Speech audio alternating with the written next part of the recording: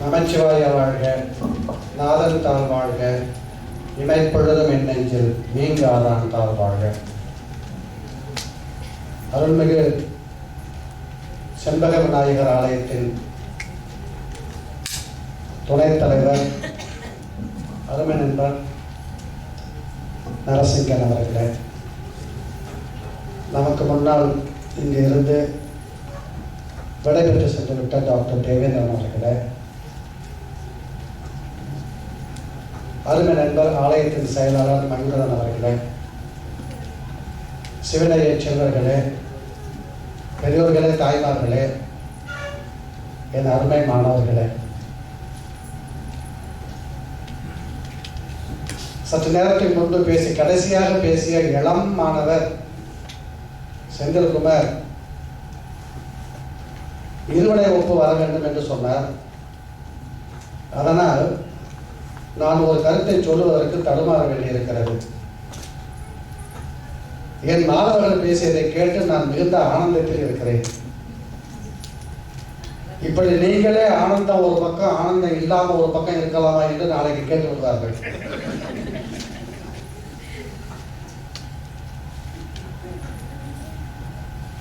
சுமார் 7 ஆண்டுகள் என்று நினைக்கின்றேன்.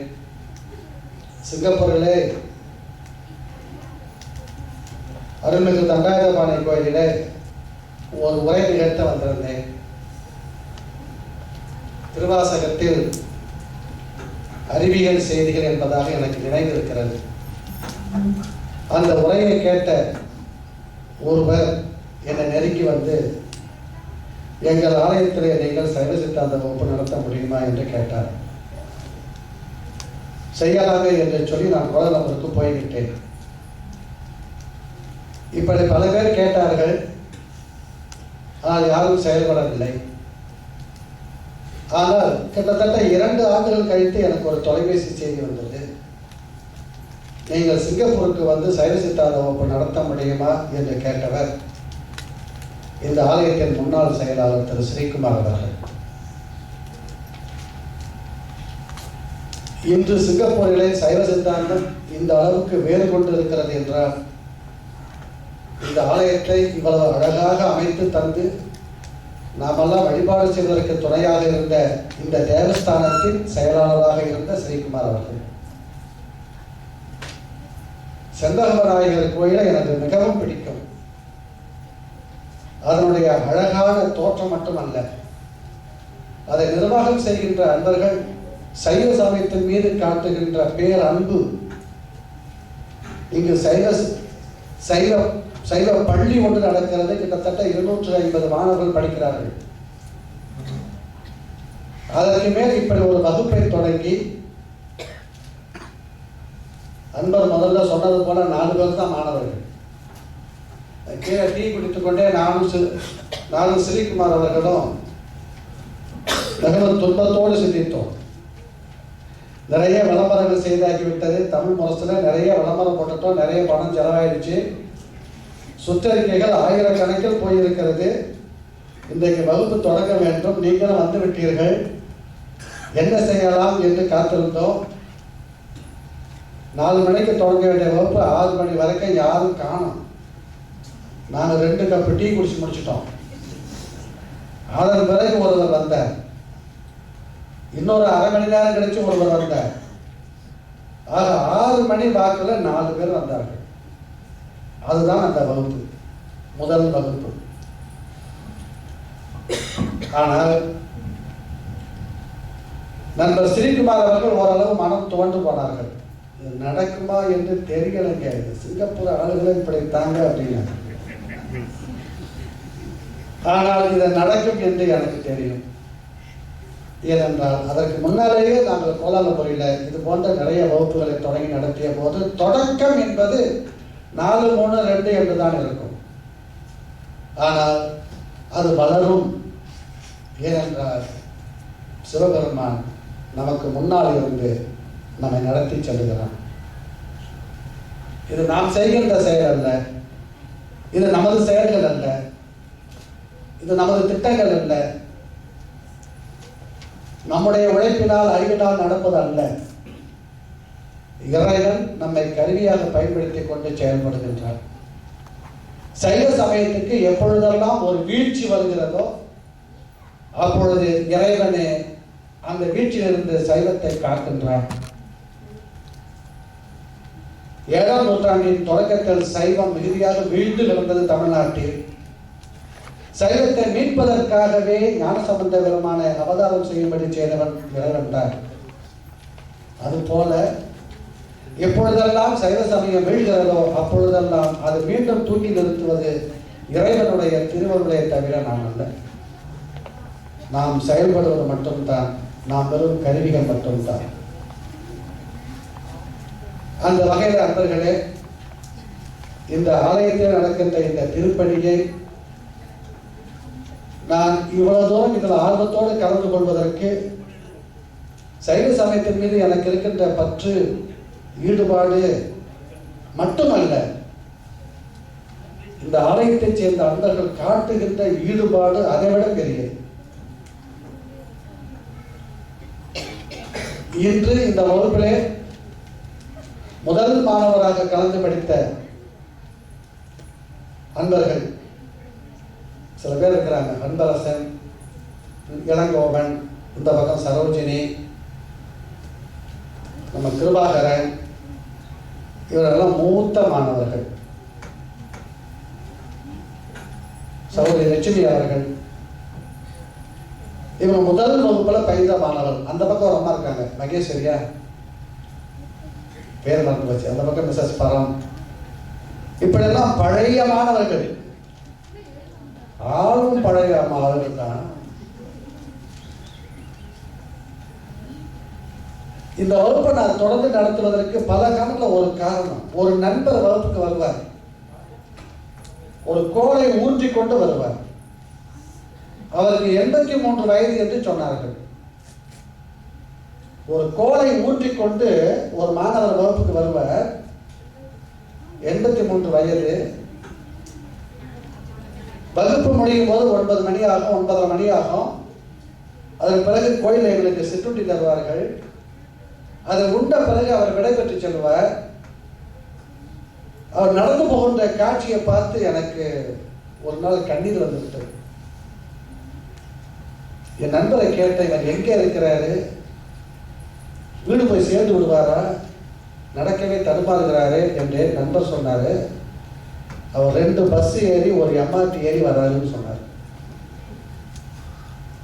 2 பஸ் ஏறி ஒரு எம்ஆர்டி ஏறி வந்து 83 வயது முதியவர் சைவ சித்தாந்த பாடம் கேட்டு சொல்லுகிறார் என்றால் அவருடைய செயல் பெரியதா, என்னுடைய செயல் பெரியதா என்றால் என்னை விட அவர்தான் பெரியவர். சைவ சமயத்தில் எனக்கு இருக்கின்ற ஆர்வத்தை விட அந்த பெரியவருக்குத்தான் அதிக ஆர்வம் என்று நான் நினைப்பேன். இப்படி பல ஆர்வமுள்ள மாணவர்களை நாம் பார்த்த பிறகு இதை இடைவிடாது செய்ய வேண்டும் என்று விரும்பினேன். இன்றைக்கு என்னுடைய மாணவர்கள் எல்லாம் பேசத்தை பார்த்த உடனே சரி சரி இனிமேல சிங்கப்பூருக்கு போக வேண்டிய அவசியம் இல்லை, என் மாணவர்கள் எல்லாம் என் வேலைக்கு வேட்டு வச்சிருவாங்க போல இருக்கு என்று தோன்றியது. நான் ஒவ்வொருவரையும் தனித்தனியாக சொல்ல வேண்டும். ஒத்திகை பார்த்த போது இப்படி செய்யாதவர்கள் உங்களை பார்த்த உடனே அபாரமாக செய்கிறார்கள். ஒவ்வொருத்தரும் அப்படித்தான், அன்பரசன் உட்பட ஒவ்வொருத்தரும். ஒத்திகளெல்லாம் நாங்க நிறைய வாக்குவாதம் பண்ணணும், ஆனா இங்க வந்து பார்த்த போது அற்புதமா அபாரமா பண்றாங்க. எல்லாம் பார்த்த போது எனக்கு என்ன தோணுதுன்னா, அடுத்த வாரம் வர வேண்டாம், இதோட போதும், ஒரு புத்தகமா எழுதியாச்சு, மாணவர்களை உருவாக்கியாச்சு, இனி நமக்கு இங்க வேலை இல்லை என்று கூட என்னை சிந்திக்க வைக்கிறார்கள். வரணும்னு சொன்னா நீங்க சொன்னாதான் வருவேன். நண்பர்களே, சைவ சித்தாந்தத்தை பயின்றால் இப்படி கூட ஒரு இன்பம் கிடைக்கும் என்று எனக்கு அன்று தெரியாது, இன்று தெரிகிறது.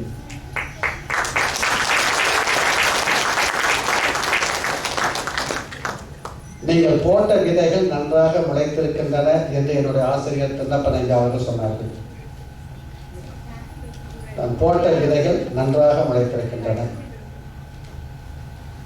இப்பொழுது செண்பக விநாயகர் ஆலயத்தில் மட்டுமல்லாமல் குயின்கே சிவமுனீஸ்வரர் ஆலயத்திலேயும் நாங்கள் விதைக்க தொடங்கி இருக்கின்றோம். அந்த ஆலயத்திலிருந்து மாணவர்கள் வந்திருக்கிறார்கள். ஆகவே எல்லாருக்கும் வணக்கம் சொல்லி நான் நன்றி சொல்ல வேண்டும் என நினைக்கின்றேன். நன்றி என்பது பேச்சு முடியும் போது சொல்லணும் இல்லைங்களா? இப்பவே சொல்ல வேண்டிய கட்டாயத்துக்கு வந்தாச்சு. ஏன்னா நண்பர் சொல்லிட்டார், உங்க நேரத்தெல்லாம் நாங்கள் ஏற்கனவே எடுத்துட்டோம், அதனால சுருக்கமாக பேசுங்க. வகுப்புல தான் 3 மணி நேரம் பேசுறீங்க, இங்கேயாவது சுருக்கமாக பேசுங்க என்றார். ஆனால் ஒரே ஒரு செய்தியை சொல்லிக்கொண்டு நாம் அடுத்த வேலைக்கு சொல்லுவோம்.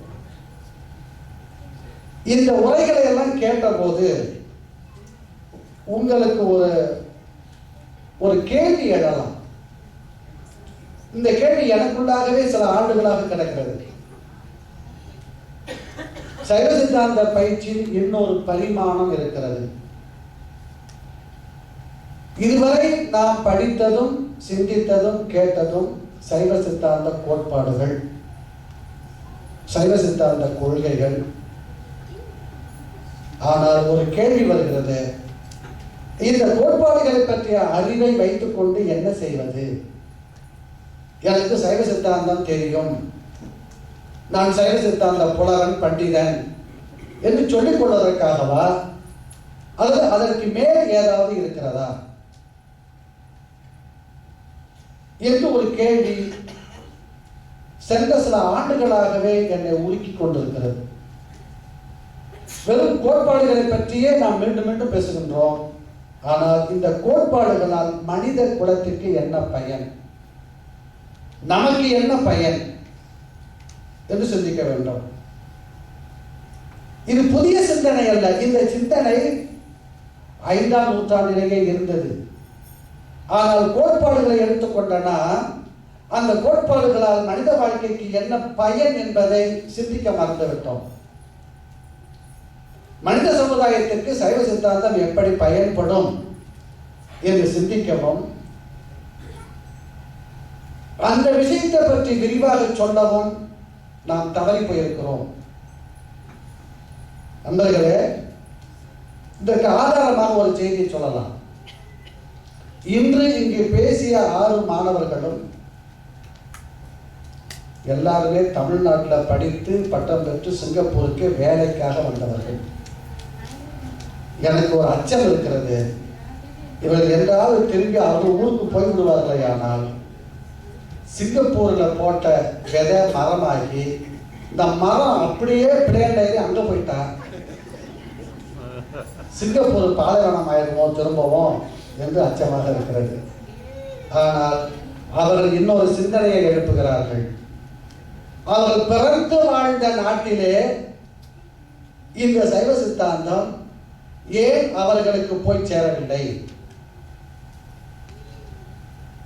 ஒரு கேள்விதானே. இளங்கோவன், அங்கேதான் எல்லா ஆதீனங்களும் இருக்கின்றன. எத்தனையோ சைவ ஆதீனங்கள், எத்தனையோ சைவ கோயில்கள் எல்லாம் இருக்கின்றன. ஆனால் ஏன் இது இளைஞர்களுக்கு போய் சேரவில்லை என்றால் எங்கோ ஏதோ ஒரு குறைபாடு இருப்பது நமக்கு தெரிகிறது. எந்த குறைபாடும் நம்ம விரிவாக பேச வேண்டாம், நாம சூழ்நிலையை மட்டும் புரிந்து கொள்வோம். அங்கிருந்து சிங்கப்பூருக்கு வந்த பிறகுதான் அவர்களுக்கு சித்தாந்தம் போய் சேர்கிறது என்றால் நாம் தமிழ்நாட்டிலே செய்ய வேண்டிய பணிகள் செய்யப்படாமல் விடுபட்டிருக்கின்றன என்று புரிகிறது. அதை இங்கிருக்கின்ற கோயில்கள் செய்கிறார்கள். இது போல ஆயிரக்கணக்கான கோயில்கள் இருக்கின்ற நாட்டிலே ஏன் அது நடக்கவில்லை என்றால் நாம் ஒரு தவறை தொடர்ந்து செய்து கொண்டிருக்கிறோம். பொதுவாக இந்துக்களுக்கு சமயம் என்றால் வெள்ளிக்கிழமை விவகாரம் அல்லவா? சத்தியமா சொல்லுங்க, நமக்கு சமயம்னா என்ன? அது ஒரு வெள்ளிக்கிழமை விவகாரம். அதுல கொஞ்சம் வளர்ந்து இப்ப பிரதோஷம், துர்கா பூஜை என்று பல வகையான பூஜைகளா வளர்ந்துருக்கு அல்லவா? ஆக மீண்டும் மீண்டும் நாம எங்க போய் நிற்கிறோம்னா, சமயம் என்றால் அது சில சடங்குகளின் தொகுப்பு, சில சடங்குகளை செய்வது என்று மட்டுமே சிந்திக்கிறோம். அதற்கு அப்பாலே ஒரு தத்துவ துறை இருக்கிறது அது ஒரு மெய்ப்பொருள் சிந்தனை என்று நாம் சிந்திக்கவில்லை. எனவே சடங்குகளையே சமயமாக போற்றுகின்ற மரபு நமக்கு மிக அழுத்தமாக வற்புறுத்தப்பட்டிருக்கிறது. அந்த ஒரு கட்டமைப்பிலேயே நாம் பல நூற்றாண்டுகள் வாழ்ந்துவிட்டோம். எனவே தான் சைவ சித்தாந்தம் என்ற ஒரு தத்துவ துறை கூட மக்கள் மத்தியிலே தமிழ்நாட்டிலே பரவ முடியாமல் போயிருக்கிறது. மதுரை பல்கலைக்கழகத்தில் சைவ சித்தாந்த துறை இருந்தது, இறந்த காலம். மதுரையில் காமராசர் பல்கலைக்கழகத்தில் சைவ சித்தாந்த துறை இருந்தது, இப்போது இல்லை. ஏன்? நாங்கள் போயிருந்த போது கேட்டேன். அந்த வகுப்பில், சைவ சித்தாந்த வகுப்பில் 4 மாணவர்கள் இருந்தார்கள். அவர்களுக்கு பாடம் போதிக்க 2 பேராசிரியர்கள் இருந்தார்கள். அவங்களை கேட்டபோது சொன்னாங்க, சைவ சித்தாந்தம் படித்தா எந்த வேலைக்கு போகிறது, எந்த வேலைக்கு போகிறது, சைவ சித்தாந்தம் படித்தா யார் வேலை கொடுப்பாங்க என்றால், சைவ சித்தாந்தம் படித்தால் என்ன வேலை கிடைக்கும் என்று சிந்திக்க தோன்றுகிறது தவிர, சைவ சித்தாந்தம் ஒரு வாழ்வியல் தத்துவம், அது ஒரு மெய்ப்பொருள் தத்துவம் என்று நாம் உணரவில்லை. ஏனென்றால் சமயம் என்றால் அப்படிப்பட்ட கிரியைகள் ஏற்கனவே இருக்கின்றன. கிரியைகள் போதுமே, அதற்கு மேல் வேறு எதற்கு என்ற கேள்வி நமக்குள்ளே ஊறி போனதுதான் காரணம் என்று சொல்ல வேண்டும். எனவே இன்று உங்களுக்கு நான் சொல்லுகிற செய்தி ஒன்றே ஒன்றுதான். சமயம் என்பது வெறும் கிரியைகள் மட்டுமல்ல. ஆனால் கோயிலும் கிரியைகளும் நமது சமயத்தை தற்காத்துக் கொள்ளுகின்ற கருவிகள். இந்த கிரியைகளை வைத்துக் கொண்டுதான், கோயில்களை வைத்துக் கொண்டுதான் நம்முடைய சமயம் தன்னை தற்காத்துக் கொண்டிருக்கிறது. எனவே சமயம் தன்னை தற்காத்துக் கொள்வதற்கு பயன்படுவது இந்த கோயிலும் கிரியைகளும். ஆனால் அதுவே நம்முடைய வாழ்க்கையின் லட்சியத்தை நிறைவேற்றி விடாது. எனவேதான் இந்த கிரியைகள்ல நாம மிக மிக ஊறி போனதால் தான் இன்று வரைக்கும் நாம கிரியைகளையே மிகுதிப்படுத்திக் கொண்டு, அதிகரித்துக் கொண்டு அதிலேயே சார்ந்து கிடக்கிறோம். அதிலிருந்து கொஞ்சம் ஒரு பக்கம் சிந்திங்க. மெய்ப்பொருள் சிந்தனை என்று ஒன்று உண்டு. மெய்நெறி, மெய்ப்பொருள் காண்பது அறிவு என்றார் வள்ளுவர். எனவே மெய்ப்பொருளை காண்பதும், அந்த மெய்ப்பொருளை நமது வாழ்க்கையோடு சேர்த்துக் கொள்வதும் எப்படி அன்பர்கள் சிந்திக்க வேண்டும். எந்த ஒரு சமயமும் வாழ்வியலோடு சேர்ந்து வரவில்லை என்றால் அது தனித்து நிற்க ஆரம்பித்துவிடும். அது நம்மை விட்டு ஒதுங்கிவிடும். நம்ம மிகுதியாக மத மாற்றம் ஏற்படுவதற்கு என்ன காரணம்? நம்ம தான் அதிகமாக மதம் மாறுறோம். அது மலேசியாவாகட்டும், சிங்கப்பூர் எனக்கு தெரியாது, அதே போல தமிழ்நாடாகட்டும், தினந்தோறும் மத மாற்றம் நடந்து கொண்டே இருக்கிறது. ஏன் என்றால், மதமாற்றம் என்பது அவர்களை பொறுத்த மட்டும் சமயம் என்பது சில கிரியைகள். அந்த கிரியைகளை விட்டு விட்டு போனால் பெரிய நட்டம் ஒன்றும் இல்லை என்று நினைக்கிறார்கள். ஆனால் அது நம்முடைய சமயம் என்பது வெறும் கிரியை மட்டுமல்ல, அதற்கு மேலே ஒரு அறிவு புதையல் இருக்கிறது. இது ஒரு மெய்ஞான விஷயம், இது ஒரு மெய்ப்பொருள் சிந்தனை. இந்த மெய்ப்பொருள் சிந்தனையை அடிப்படையாக கொண்டுதான் தமிழர் பண்பாடு உருவாகி இருக்கிறது என்பதை நாம் மறந்துவிட்டோம். இந்த மெய்ப்பொருள் சிந்தனையை அடிப்படையாக கொண்டுதான் நாம் தமிழர் என்று வாழ்ந்து கொண்டிருக்கிறோம். எப்பொழுது இந்த மெய்ப்பொருள் சிந்தனையை, இந்த தத்துவங்களை விட்டு நாம் விலகி வேறு பக்கம் போகிறோமோ அப்போது நாம் தமிழர் என்ற அடையாளத்தையும் இழந்து விடுவோம் என்று சிந்திக்க வேண்டும். எனவேதான் வாழ்வியலோடு பொருந்துகின்ற சமயம், சித்தாந்தம் என்பது நமது வாழ்வியலோடு பொருந்துகின்ற சமயம் என்று நான் சிந்தித்து பார்க்கின்றேன். இன்னைக்கு உலகம் பூராவும் பேசுகின்ற ஒரு நவீன சிந்தனை உண்டு. இயற்கை சுற்றுச்சூழலை பேணுதல், இயற்கையை பேணுங்கள், சுற்றுச்சூழலை பேணுங்கள், மரம் வைத்தால்தான் மழை பெய்யும் என்று வெகு நாகரிகமாக பேசுகிறார்கள். அதை சித்தாந்தம் என்ன சொல்லுகிறது? எல்லா உயிர்களையும் பேணுங்கள் என்று சொல்கிறது. சைவ சித்தாந்தம் ஒன்றுதான். இதுல உள்ள மிக ஒரு சிறப்பு என்னவென்றால், சைவ சித்தாந்தம் ஒன்றுதான் உயிர்களை பற்றி பேசுகிறது. மற்ற சமயங்கள் அவர்கள் சொல்லுகின்ற சமய கருத்துக்களை ஏற்றுக்கொண்ட மக்களுக்கு ஒரு பெயர் வைப்பார்கள். சொல்றது திருப்பி சொல்றேன் கேளுங்க. அவர்கள் சொல்லுகின்ற சமய கருத்துக்களை ஏற்றுக்கொண்டால் அந்த மக்கள் கூட்டத்துக்கு ஒரு பெயர் வைப்பார்கள். அந்த பெயர் தான் அவளுக்கு உரிய பெயர். சொல்ல புரியுதுல்ல? சில விஷயத்தெல்லாம் ஒழுங்கு மறைவாக தான் சொல்லணும். ஆனால் சித்தாந்தம் என்ன சொல்கிறது? இது உயிர் என்று சொல், பதி பசு பாசம் என்று சொல்கிறது. பதி என்று சொல் எல்லா உயிர்களுக்கும் தலைவன் என்று சொல்கிறது. உயிர்கள் என்றால் அது தமிழர்களையோ சைவர்களையோ அல்லது பிள்ளையார் கும்பிட்றவர்களையோ மட்டும் குறிக்கவில்லை. உயிர் என்றால் உலகத்தில் இருக்கிற எல்லா மனிதர்கள், எல்லா விலங்குகள், எல்லா பறவைகள், எல்லா எறும்புகள், எல்லா தாவரங்கள் அனைத்தையும் குறிக்கின்றன என்றால் நம்முடைய கடவுள் யாருக்கு தலைவன்? உயிர்களுக்கு தலைவன் என்றால் அவன் சைவர்களுக்கு மட்டும் தலைவன் அல்ல, சிவத்தை வழிபாடு செய்கின்றவருக்கு மட்டும் தலைவன் அல்ல, எல்லாவற்றுக்கும் அப்பாலே எல்லா உயிர்களுக்கும் தலைவனாகிறான் என்றால் உண்மையாகவே ஒரு யூனிவர்சல் ரிலிஜன். ஒரு யூனிவர்சல் ரிலிஜன் என்றால் அது சைவ சமயத்துக்கு மட்டுமே அந்த கருத்து பொருந்தும். என்ற அளவிலே அன்பர்களே, என்னுடைய மாணவர்கள் பேசிய மகிழ்ச்சியில் நான் இருக்கிறேன். அதனால இன்னும் விரிவாக பேச வேண்டாம். இதற்கு மேல ஐயம் தெளிந்த நூல் பதிவிருக்கிறது பாருங்க. என்னுடைய மாணவரே வாத்தியாருக்கு நோட்ஸ் கொடுக்க நிற்கிறார்.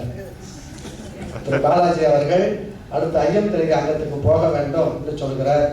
மீண்டும் இந்த ஆலயத்தைச் சேர்ந்த நண்பர்களுக்கு என்னுடைய உடன்கழிந்த நன்றியை மீண்டும் மீண்டும் தெரிவிக்கின்றேன்.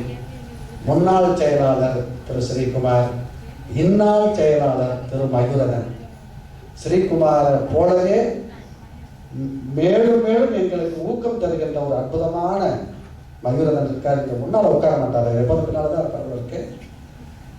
அவருடைய தமிழ் எனக்கு பிடிக்கும், அவருடைய சைவ பற்று எனக்கு பிடிக்கும். எனவே இந்த கோயிலை போலவே சிங்கப்பூரில் இருக்கிற எல்லா கோயில்களும் இது போன்ற சைவ சமய பாடத்தை தொடங்க வேண்டும். உங்களுக்கு ஆசிரியர்களை உருவாக்கி கொடுக்க நாங்கள் இப்பொழுது தொடங்கிவிட்டோம். இப்பவே ஒரு 5-6 பேர் இருக்காங்க ஆசிரியர்கள். இவங்க எல்லாம் உங்கள் கோயிலில் வந்து பாடம் நடத்துவார்கள் என்ற அளவில் என் உரையை சுருக்கமாக முடித்துக் கொண்டு நிறைவு செய்கின்றேன். நமச்சிவாய வாழ்க, நாதன் தாள் வாழ்க, இமைப்பொழுதும் என் நெஞ்சு நீங்காதான் தாள் வாழ்க. திருச்சிற்றம்பலம். Is beyond ritual and Saiva Siddhantam, a philosophy which is a part and parcel of our life. So that gives the greatest to our philosophy and religion. So that's the message from our distinguished teacher, Dr. R. Nagappan. We thank him for that. And we now proceed to the question and answer session. இப்போது கேள்வி பதிலங்கம். உங்கள் சில கேள்விகள் வந்திருக்கின்றன. இந்த அங்கத்துக்கு நமது ஆசிரியர் திரு doctor Nagappan ஐயா அவர்கள் தலைமை தாங்குவார். அடுத்து இப்போது ஆசிரியராக பணியாற்றி கொண்டிருக்கும் உங்களையெல்லாம் சற்று முன்னர் பல திறமைகளை காட்டி மகிழ்ச்சி படுத்தினாரே திரு இளங்கோவன் அவர்களும் தொடங்கியிருப்பார். இப்போது கேள்வி பதிலங்கம். நேரத்தை கடத்தாமல் தோன்றி விடுவோம்.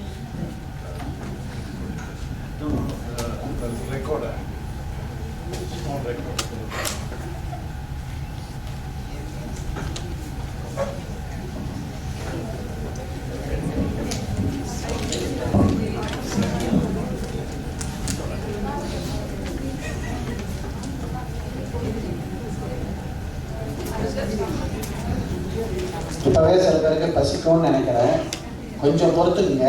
மறுசுவை ஒன்றி தயாராக இருக்கிறது சரிங்களா? எங்கள் பேச்சை ஒழுங்காக கேட்டவங்க தான் சாப்பாடு, முன்னாள் எழுந்து போல சாப்பாடு இல்லைன்னு சொல்லிட்டாங்க. அதான் சொல்லிட்டு சரி. இப்பொழுது இந்த கேள்விகளுக்கு சுருக்கமாக சொல்ல வேண்டும். நிறைய கேள்விகள் இருக்கின்றன. இருந்தாலும் எங்கள் சொற்பொழிவோடு தொடர்புடைய கேள்விகளுக்கு விடை சொல்கின்றோம். மாயை பற்றி ஒரு கேள்வி வந்திருக்கிறது. அதுக்கு இவர் தான் மாயை எக்ஸ்பர்ட்டு, அதனால இறந்து ஒரு சொல்லட்டும். கேள்வி வந்து, மண்ணிலிருந்து பானை, தங்கத்திலிருந்து பொன்மாலை, மாயையிலிருந்து உலகம். மண் பொன் இவை பானையாகவும் மாலையாகவும் படைப்பதற்கு முன்பு பூமியில் இருந்தது. அப்போ அப்படியானா உலகம் படைப்பதற்கு முன்பு மாயை இருந்தது. அந்த பானையும் பொண்ணு நகையாகிற கதையெல்லாம் எதுக்காக சொன்னோம்னா, ஒரு சடப்பொருள் தானாக தோன்றி நின்று அழியாது.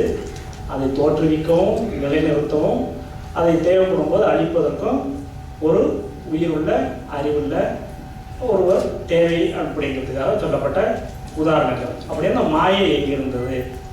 நம்முடைய திருவருட் பயன் அப்படிங்கிற நூலில் ஏகன் அநேகன் இருள் கருமம் மாயை இவையாலும் ஆதி இல் அப்படின்னு சொல்லுவாங்க. அதாவது ஏகனாகிய இறைவன், அநேகனாகிய உயிர்கள், மாயை, இவைக்கெல்லாம் தோற்றமும் கிடையாது அழிவும் கிடையாது என்று அந்த பாடலுக்கு பொருள். அப்படி என்றால் இறைவன் ஒரு இடத்தில் மட்டும் இருப்பவன் அல்ல, அவன் இந்த பிரபஞ்சம் முழுமைக்கும் இருப்பவன். அப்ப அவன் வியாபகமானவன். அப்ப இறைவன் வியாபகம் அப்படின்னு சொன்னால் மாயை என்பது இறைவனை ஒப்புணர்க்க வியாபியம். அப்போ ஒரு கண்ணாடி குவளைக்குள்ள தண்ணீர் இருந்ததுன்னா கண்ணாடி குவளை வியாபகம், அந்த கண்ணாடி குவளைக்குள் இருக்கிற தண்ணீர் வியாபியம். அதே மாதிரி இறைவன் எங்கு நிறைந்தவனாக இருக்கும்போது அதற்கு உள்ளாக, இப்போ அவருடைய நடராஜபெருமானுடைய சிலையை பார்த்தோம்னு சொன்னால் அது இந்த கண்டம் இந்த இடத்துல நீல நிறமாக இருக்கும். அப்போ மாயை தன்னுள் அடக்கி வைத்திருந்து தேவை, அதாவது உயிர்களுக்கு தேவை பயனுள்ள போகும்போது வெளிப்படுத்துவான் அப்படிங்கிற மாதிரி. அப்போ இறைவன் வியாபகமானவன், மாயை வியாபகமானது. அப்போ அணுவை விட நுண்மையானதுங்கும் போது, இப்போ நம்ம பார்க்குற மண் நீர் நெருப்பு காற்று ஆகாயத்தில் மண்ணை விடவும் காற்று கொஞ்சம் நுட்பமானது, சிறியதானது, எங்கும் வியாபித்திருக்கிறது. அதே மாதிரி மாயை என்பது ஒரு வியாபகமான ஒன்று, அணுவை காட்டும் உண்மையானதாகினால அது நாம் பார்க்குற இந்த உலகமாக இல்லாமல் இதைவிட நுட்பமான நிலையிலே சூக்குமமாக இருந்தது, காரியப்படுத்தப்பட்டு வந்தது. அதனால தான் மாயை சொல்லும்போது மாயை சொன்னால் விளங்காதுங்கிறதுக்காக நாம் பார்க்கின்ற ஒரு பொருளை உதாரணமாக காட்டி அந்த பொருள் எப்படி காரியப்படுத்தப்படுகிறதோ அதே மாதிரி மாயை காரியப்படுத்தப்பட்டது என்று விவரமாக சொன்னோம். அன்பர்களே, ஒரு அன்பர் ஒரு கேள்வி கேட்டிருக்காரு, ரொம்ப அருமையான கேள்வி. இந்த கேள்வி கேட்டதுக்காக அவரை பாராட்ட வேண்டும். திரு ராஜேஸ்வரன் அவர்கள், நான் தமிழில் சொல்கிறேன் அந்த கேள்விங்க. இது வரைக்கும் நீங்கள் பேசின செய்தியெல்லாம் கேட்டபோது சைவ சித்தாந்தம் என்பது மனிதனுடைய அறிவுக்குள் அடங்கியதாக இருக்கிறது, அப்படித்தானா என்று கேட்கிறார். நல்ல வேலை இந்த கேள்வி நீங்கள் கேட்டுட்டீங்க. இந்த கேள்வி கேட்காம யாருங்க கை தூக்குங்க. யார்? ராஜேஸ்வரன்.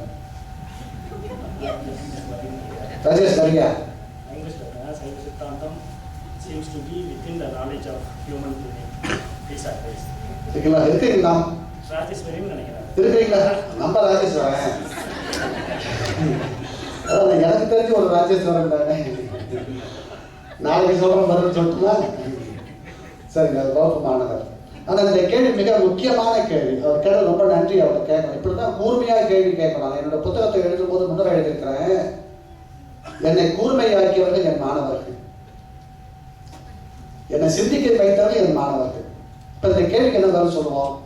அதாவது அறிவும் அறிவியலும் சித்தாந்தமும் ஒரே மாதிரி இருக்கிற மாதிரி இருக்கு, அறிவியல் போல சித்தாந்தம் இருக்கு என்றால் அறிவியல் மனிதனுடைய அறிவுக்குள் அடங்கி இருக்கிறது, அதுபோல சித்தாந்தம் அடங்கி இருக்குமோ என்று கேள்வி வரத்துக்கு நியாயம். ஆனால் உண்மை என்னவென்றால் அறிவியல் ரீதியாக மனிதன் கண்டுபிடித்த அறிவியல் செய்திகளும் கூட இறைவன் அவனுக்கு அறிவிக்க அவன் அறிந்தவைதான். எல்லாவற்றுக்கும் மேல இருக்கிற முழு முதல் அறிவு, அந்த முழுமையான அறிவுடைய பொருள் இறைவன் தான். இறைவன் நமக்கு உள்ளிருந்தும் அறிவிக்கின்றான், புறத்தே இருந்தும் அறிவிக்கின்றான். பல வேளைகள் நமக்கு அவன் அறிவித்தபடியே இருக்கின்றான். இப்போது நான் பேசுகின்ற பேச்செல்லாம் என் பேச்செல்லாம் எல்லாம் அவன் பேச்சு தான் அல்லவா? ஆகவே எந்த அறிவும் நமக்கு அறிவிக்கப்படும் போதே அறிய முடியும். உயிர் தானே எதையும் அறிய முடியாது. ஏன்னா சொன்ன இல்லைங்களா, ஆணவ மலத்தால மூடப்பட்டு கிடக்கு. எனவே ஆணவ மலத்தை தானே விலக்கி கொண்டு அறிகின்ற அறிவு ஆற்றல் உயிருக்கு இல்லை. எனவே ஆணவ மலத்தை விலக்கி உயிருக்கு அறிவு ஊட்டுகின்ற பொறுப்பு இறைவனுடைய பொறுப்பு, அது அவன் கடமை. எனவே இறைவன் தான் முதல் ஆசிரியர். அதனால அவனை பரமாச்சாரியான்னு சொல்றது. பரமாச்சாரியர் என்ற முதல் ஆசிரியர் என்று பொருள்.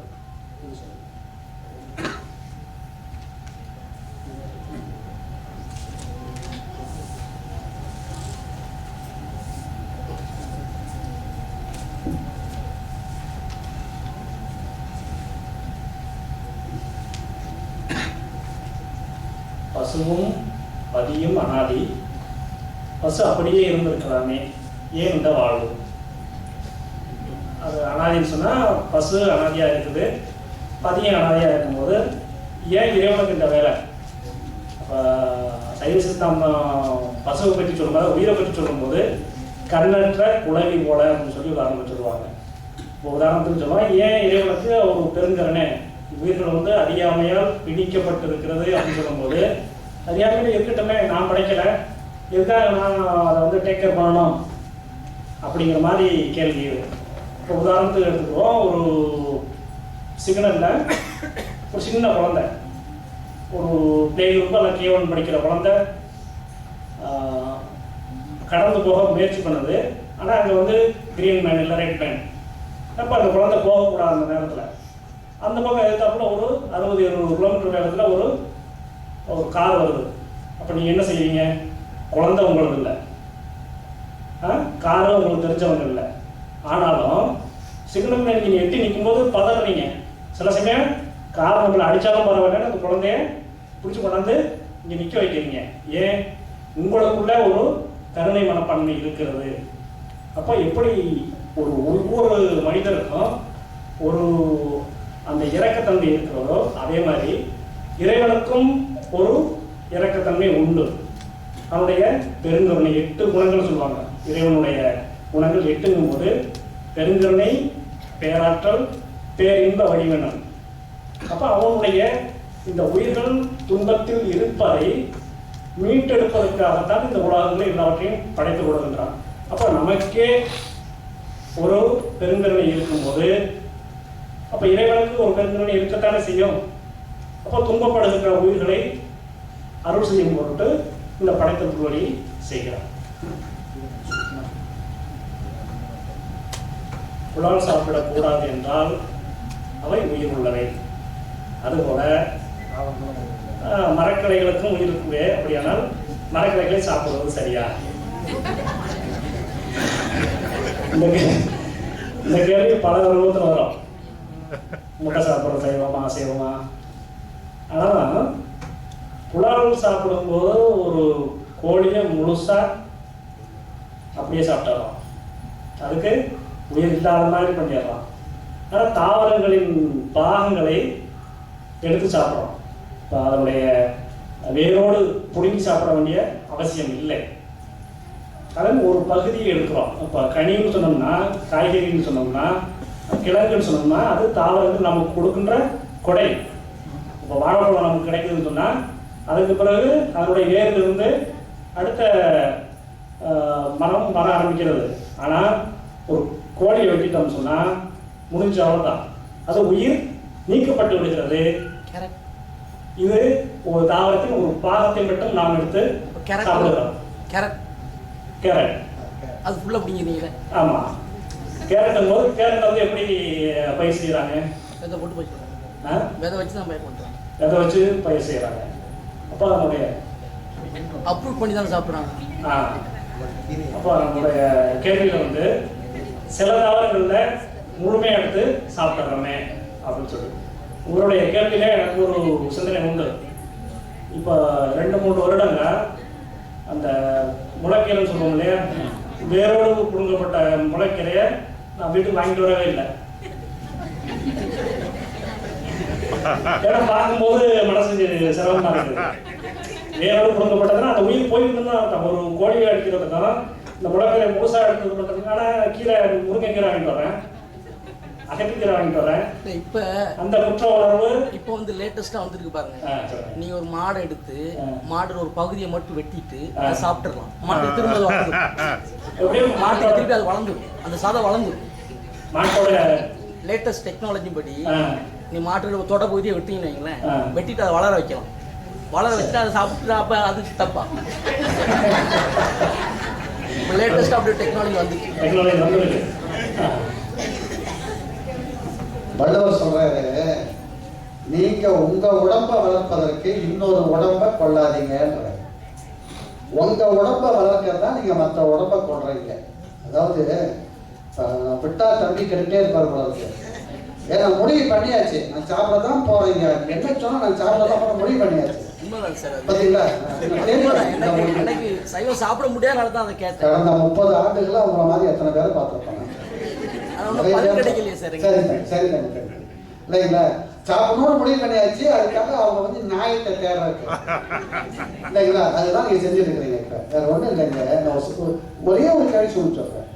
ஒரு ஆட்டுக்குட்டி சின்னதா இருக்கும்போது என்ன பண்றோம்? சின்ன ஆட்டுக்குட்டி கிடைச்சா தூக்கி மடியில வச்சு கொஞ்சமா இல்லையா, தூக்கி தோல்ல போட்டுக்கிறோம், கட்டி பிடிச்சி கொஞ்சம் இல்லைங்களா. ஒரு சின்ன கோழி குஞ்சு அப்படி குடுக்குன்னு ஓடும்போது பார்க்க அழகா இருக்குல்ல. அதை கையில பிடிச்சி அப்படி முதல் நீவி விட்டு கொஞ்சம் பார்க்கறோம்ல. கோழி குஞ்சு சின்னதா இருக்கும்போது கொஞ்சம், ஆட்டுக்குட்டி சின்னதா இருக்கும்போது கொஞ்சம், வளர்ந்து வந்தா போட்டுறோம். அப்படிதான் சார் பூவை பொம்பளை வந்து வளர்க்குறாங்க. ரோசா பூ அழகா இருக்கு. இதுக்கு சொல்லிட்டு அப்புறம் போங்க. இல்ல இதுக்கு சொல்லிட்டு போங்க. என்ன பொருள் அப்படின்னா, நம்முடைய குழந்தை சின்னதா இருக்கும்போது கொஞ்சம், பெருசா வந்து அது சொல்ற மாதிரி மாட்டுக்கு ஒரு தொலை அறுத்த மாதிரி பிள்ளைக்கு ஒரு தொலை அறுத்துருவோமா? இல்ல சார், இது வந்து எப்படின்னா, இப்ப பெண்கள் வந்து பூ வளர்க்குறாங்க. சின்னதுல அழகா மரத்துல ஒரு ஃபெர்டிலைசர் எல்லாம் போட்டு வளர்க்குறாங்க. பூ வளர்ந்தாலும் உடச்சி எடுத்துடுறாங்கல்ல. ஐயா, பூவை மட்டும் இல்லைன்னா அது செத்து போறது இல்லை. பூ செத்து இருந்து போங்க. பாத விவாதம் நானும் பண்ணுவேன். எனக்கு ரொம்ப வருஷம் நினைவு இருக்குதுல்ல. எங்க அப்பா ஒரு கதை சொல்லுவாரு. ஏன்னா இந்த வயதானவர்கள் சில சமயம் அவங்க அனுபவத்தை சொல்லும்போது கேட்கணும். புரியுதுங்களா? நாங்க வந்து மரவள்ளி தோட்டம் போட்டிருந்தோம். போயிட்டு ஒரு கிழங்கு போயிட்டு ஒரு தூர் பிடிக்கிட்டு வராங்க. ஒரு தூரை போய் பிடிக்கிட்டு வா அப்படின்பாரு. ஆனா பிடிக்க போக சத்தம் போடுவாரு, மேல பாருடா இலை பழுத்திருக்கான்னு பாருங்க. இலை மேல பழுத்து இருந்தா அந்த தூரை பிடிக்கு, பழுக்காட்டி பிடிக்காதேன்னு.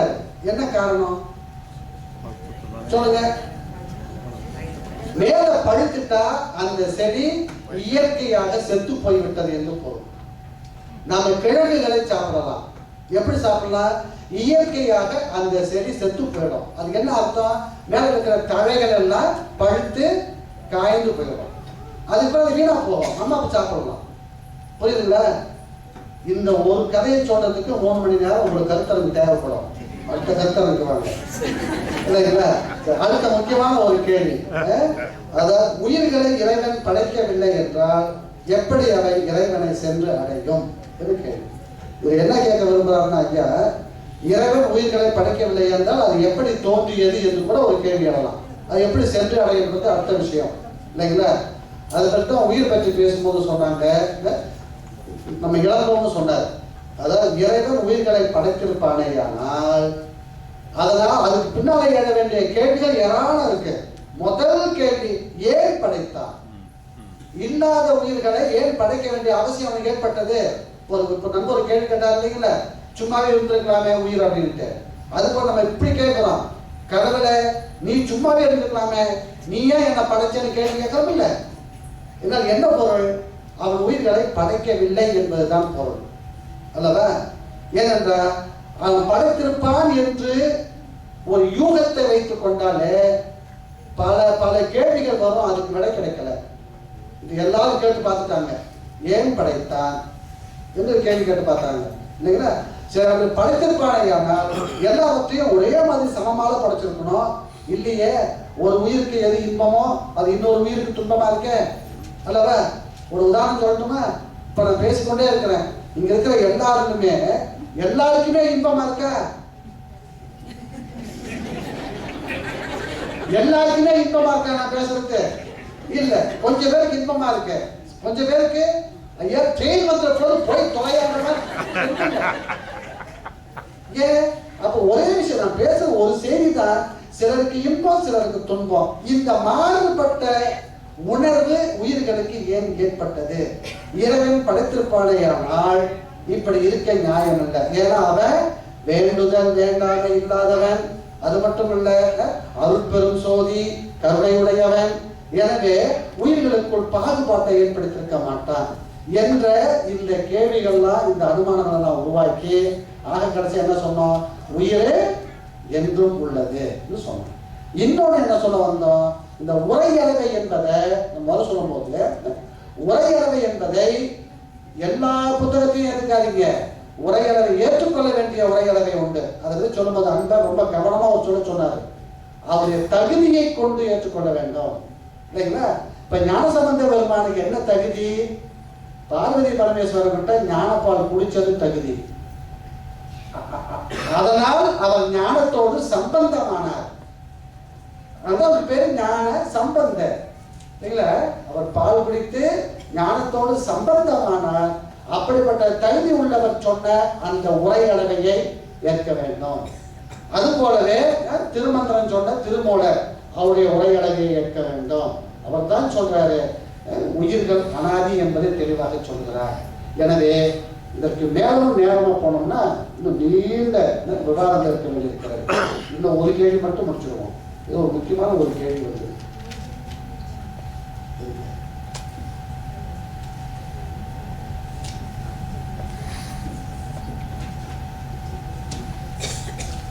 தெய்வ பக்தியுடன் இருக்கும் ஒருவர் துன்பப்படுகிறார்.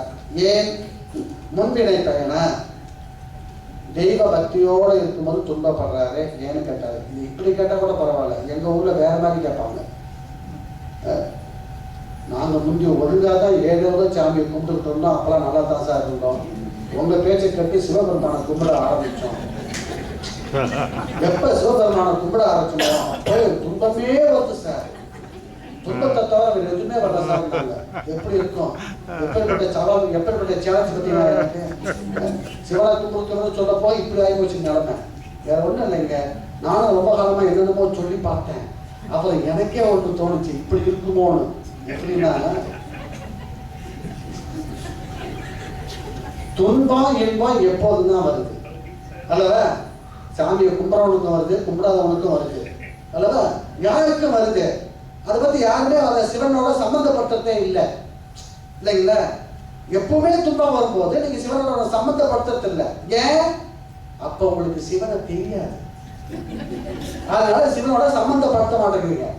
எப்ப உங்களுக்கு சிவனை தெரிஞ்சிருச்சோ, நான் இப்ப சிவபெருமான உங்களுக்கு அறிமுகப்பட்டு வச்சுட்டாரோ, அதுக்கு பிறகு என்ன ஆச்சு? எது நடந்தாலும் உடனே நீங்க சிவனை நினைச்சுக்கிறீங்க. நான் என்ன சொல்றேன்னா, புண்ணியம் வளருது உங்களுக்குன்னு சொல்றேன். ஏன்? சிவனை அடிக்கடி நினைக்கிறீங்கள, எந்த துன்பம் வந்தாலும் நினைக்கிறீங்களா சிவனை. அதனால நினைக்க நினைக்க புண்ணியம் வளர்க்கிறது. அப்படின்னா நீங்க கேட்கிற கேள்வி திருப்பி போடுங்க. முஞ்செல்லாம் துன்பம் எல்லாம் வந்தது, அப்ப எங்களுக்கு ஒண்ணு ஆகல. இப்ப சிவனை கும்பிடும் போது துன்பம் வருதுன்றத திருப்பி போட்டுருங்க. சிவனை கும்பிடும் போது துன்பம் வருது, துன்பம் வரும்போது நான் சிவனை நினைச்சுக்கிறேன், அதனால எனக்கு சிவஞானம் கிடைக்குமா அப்படின்னு கேளுங்க. சத்தியமா கிடைக்கும். சத்தியம் பண்ணி சொல்றேன் கிடைக்கும். என் கழுத்தை அறுத்துக்க சொல்றீங்களா, அறுத்துக்குவேன், கிடைக்கும்.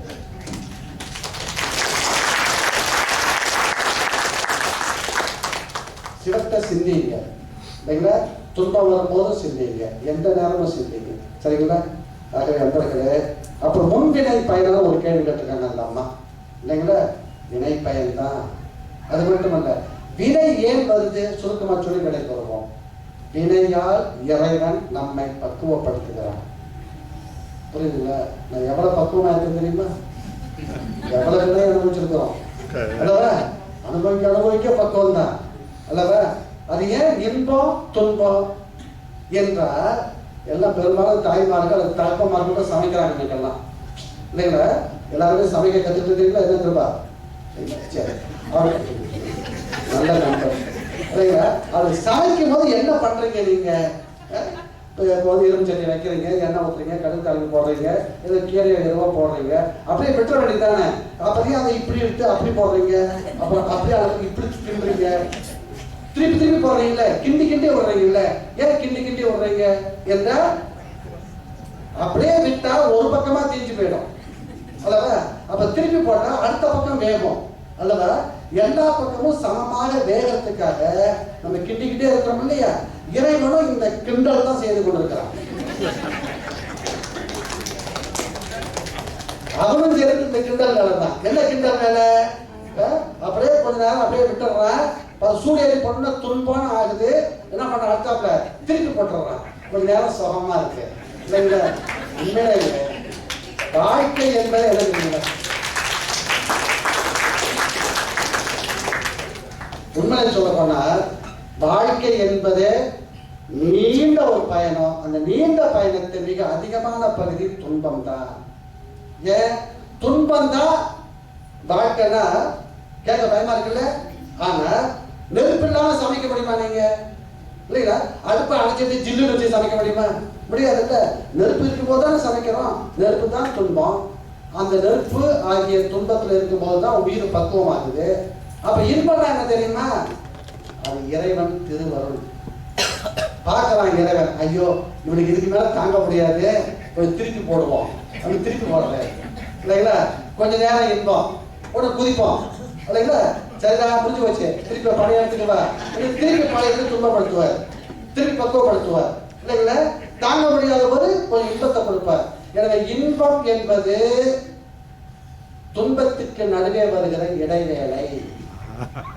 அவ்வளவுதான். வாழ்க்கை என்பது துன்பம் தான். ஆனால் அதை கண்டு பயப்படக்கூடாது. இடுக்கன் வருங்கால் நடுக சொன்னாரு வள்ளுவர். அவ்வளவு பெரிய வாத்தியாருங்க அவர், நமக்கு பெரிய வாத்தியாரு பேராசான். என்ன சொன்னாரு? இடுக்கன் வருங்கால் நடுக. பெரிய சித்தாந்தி அவரு. ஏன்? இடுக்கல் உன்னை பக்குவப்படுத்துகிறது என்றார். புரியுங்களா? ஆனால் எப்போது இன்பம் வருகிறது?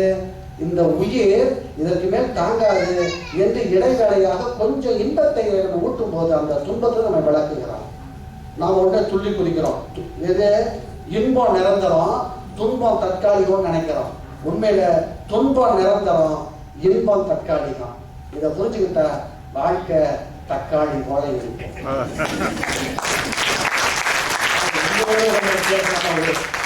ஐயா ஒரு சிவனை நினைச்சா துன்பம் வருங்கிற மாதிரி சொல்றாங்கன்ட்டு.